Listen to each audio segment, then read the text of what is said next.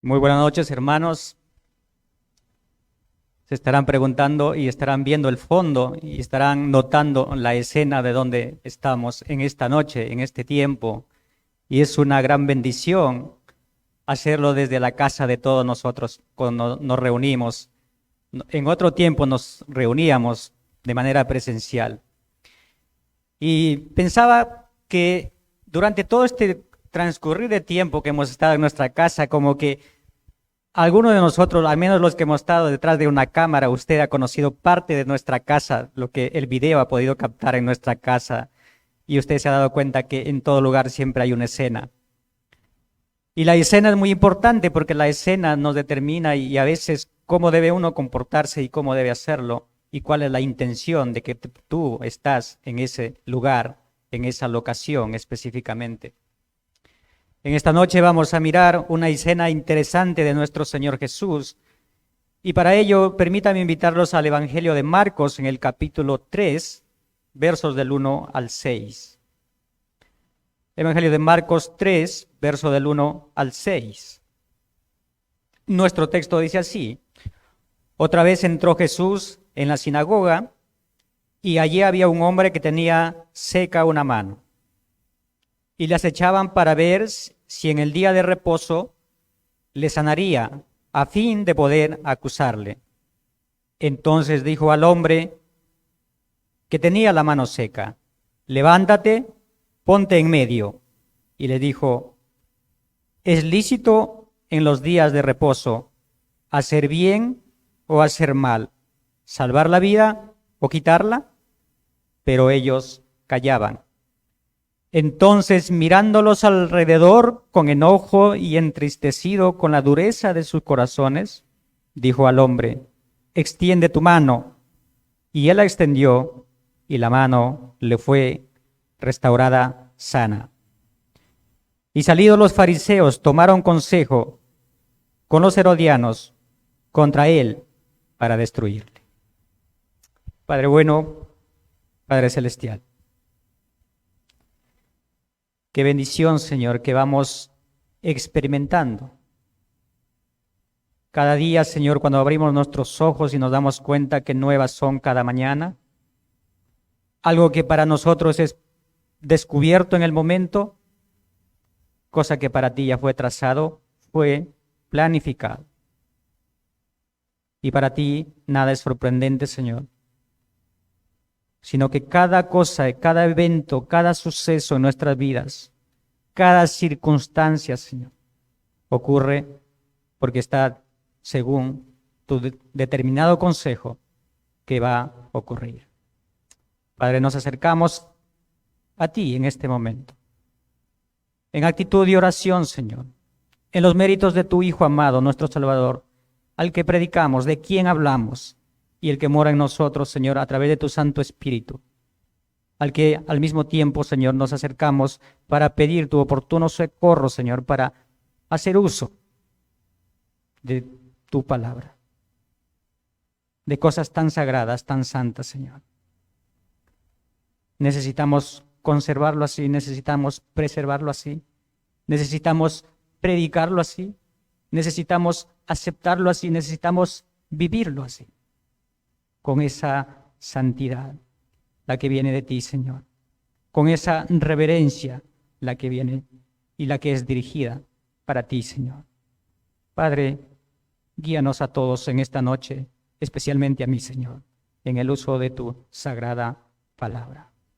Oh Señor, que tu nombre sea exaltado, que tu nombre sea glorificado y que nosotros, Señor, salgamos edificados. En el nombre de Cristo Jesús. Amén. Amén. Les decía, hermanos, que la escena es muy importante y en esta historia la escena es una sinagoga.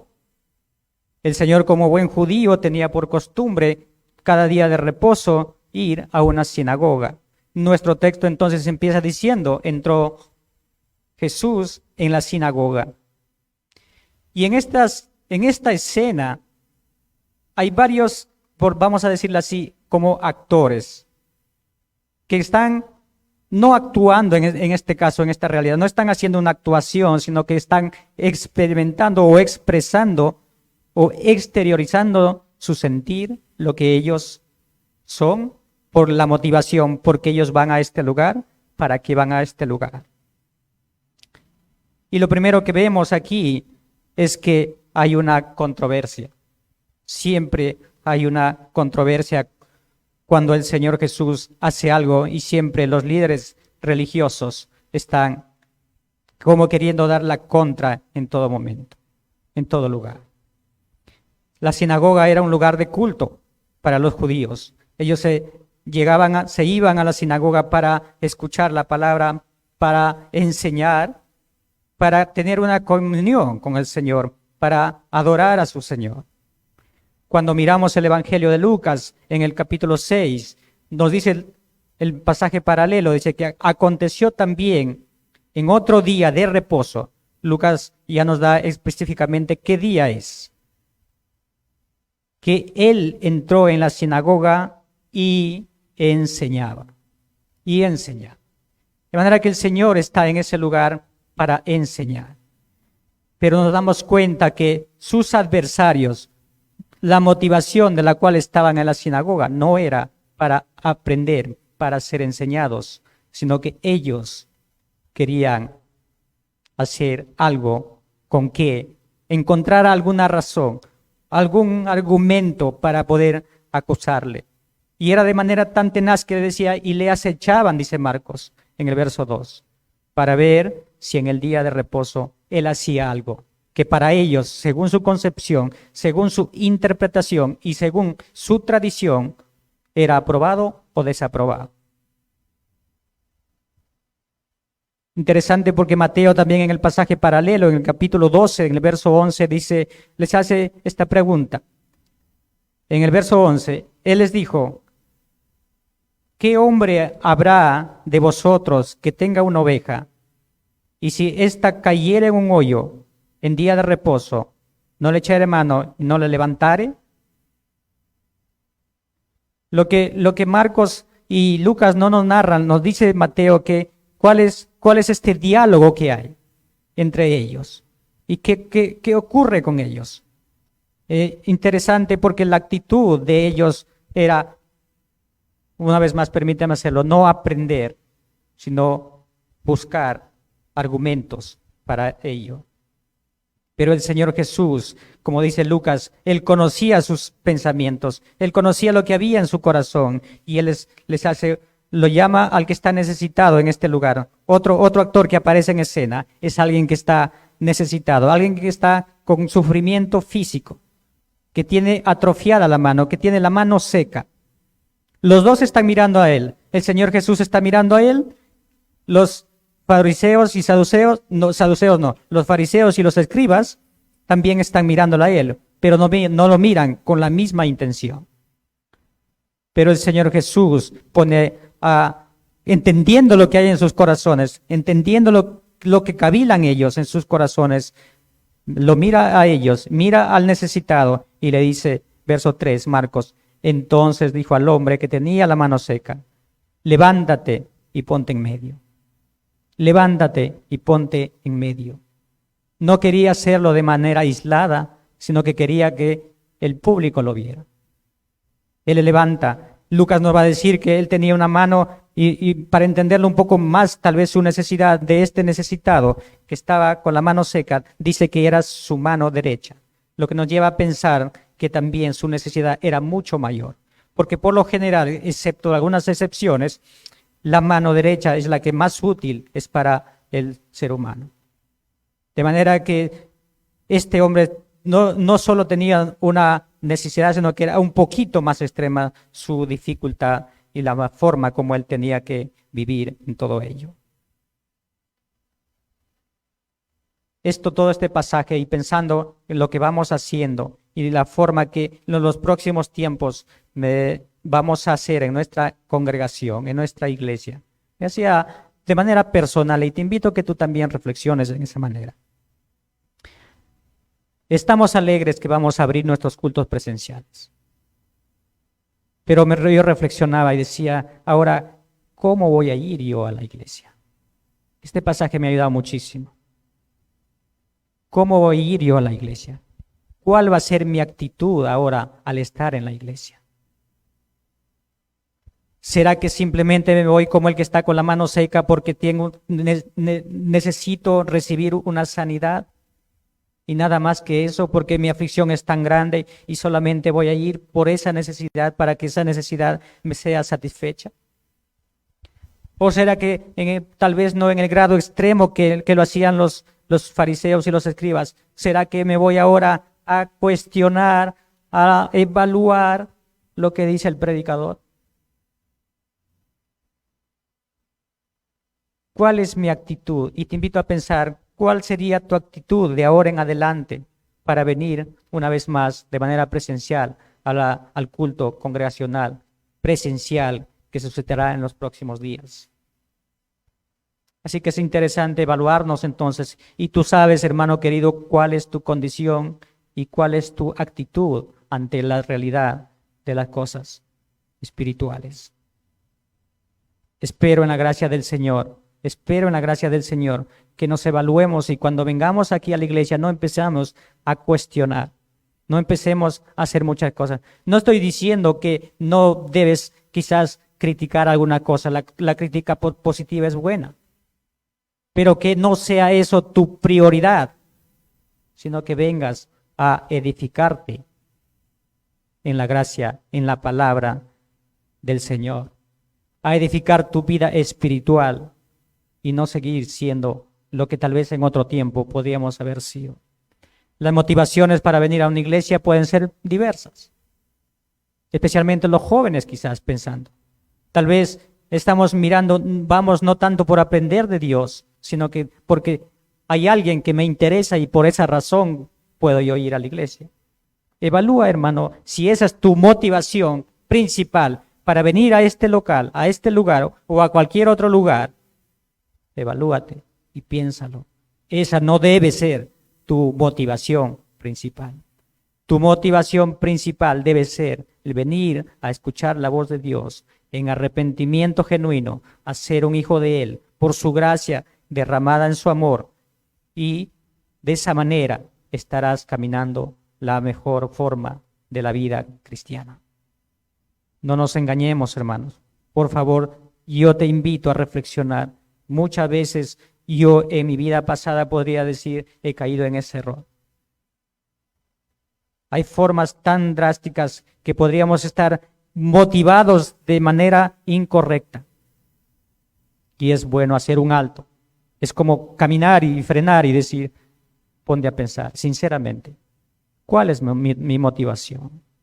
¿Cuál es mi motivación? Si simplemente estás viniendo a la iglesia para encontrar sanidad, detente un momento. ¿El Señor te lo puede hacer? Claro que sí. Si es su voluntad, claro que sí lo puede hacer. Pero que no sea tu motivación el encontrar sanidad física simplemente, sino encontrar una sanidad espiritual. Porque el Señor eso te lo puede dar con mucho más ímpetu, con mucho más voluntad. Él está preocupado tanto en tu sanidad física como en tu sanidad espiritual. Y lo más valioso obviamente es tu sanidad espiritual. Así que la motivación es importante. Considera, hermano, hermana, amigo, amiga, si tú estás intentando o empezando a venir a una iglesia o estás por la transmisión queriendo seguirnos, hazlo con la motivación correcta. Hazlo con la motivación correcta. ¿Sabes por qué? Porque tú puedes engañar a otro. Incluso puedes intentar engañarte a ti mismo. Pero al Señor no le engañas. El Señor conoce nuestros corazones. El Señor conoce nuestros corazones. Y Él obrará de acuerdo a su voluntad. Así que delante del Señor no haya nada escondido. Importante es tomar estos puntos en consideración. ¿Con quién de estos personajes te identificas? ¿Te identificas con el que tiene la mano seca, con el enfermo? ¿Te identificas, no, una vez más, permíteme aclarar, no tal vez en su extremo grado, pero piensas que acaso hay algo en ti, en tu corazón. Sinceramente, piensas que hay algo en tu corazón que podrías venir a la iglesia solo para cuestionar, solo para evaluar, solo para criticar. Mala motivación. Hay tantas cosas que aprender. Y el Señor sabe todo, para Él nada está escondido. Y Él quiere que nosotros caminemos de manera correcta. La actitud de los opositores de nuestro Señor es que ellos, Marcos, nuestro texto finaliza diciendo, y salidos los fariseos, tomaron consejo con los herodianos contra Él para unírselo. Lucas nos va a decir que ellos, claro, antes de tomar esa actitud, Él nos va a decir que se llenaron de furia. Sus mentes se envaneció sus mentes. No querían entender ninguna razón, sino ellos ya tenían un propósito, y es hacer cosas que realmente les ayudaría a su cometido, y era destruir al Señor Jesús. Qué triste, pero ocurre. Que la gracia del Señor nos ayude a caminar el camino correcto, considerando cuál es el propósito de la escena donde vamos a estar. Porque aquí se viene para aprender, para alabar al Señor, para ser enseñados. Que la gracia del Señor nos ayude a evaluarnos también nuestro caminar, y que la gracia del Señor esté con nosotros para vivir en esa actitud de humildad, de ser enseñados y no de cuestionar lo que no nos parece según nuestro entender. A veces ligeramente puede ocurrir. A mí me emociona mucho, hermanos, el poder estar en este lugar, el poder trabajar en este lugar, el poder hacerlo por la gracia del Señor. Pero aún tengo que evaluar que todo lo que yo puedo hacer aquí, tengo que evaluarlo, porque puede ser que dentro de mí, sutilmente, sin yo darme cuenta, puede haber una mala motivación. Que el Señor me ayude a mí, que el Señor nos ayude a todos a tener eso en consideración. Y finalmente, sin ningún estorbo, sin ninguna mala motivación, nuestra adoración, nuestra ofrenda sea un sacrificio agradable, aceptable delante de nuestro Señor, que es el Rey de todo el universo, que Él conoce absolutamente todo, el soberano Dios. Que a Él sea la gloria. Amén. Bendito Señor y Padre celestial, muchas gracias. Muchas gracias. Tu pueblo está aquí, Señor. Delante de ti no hay nada escondido.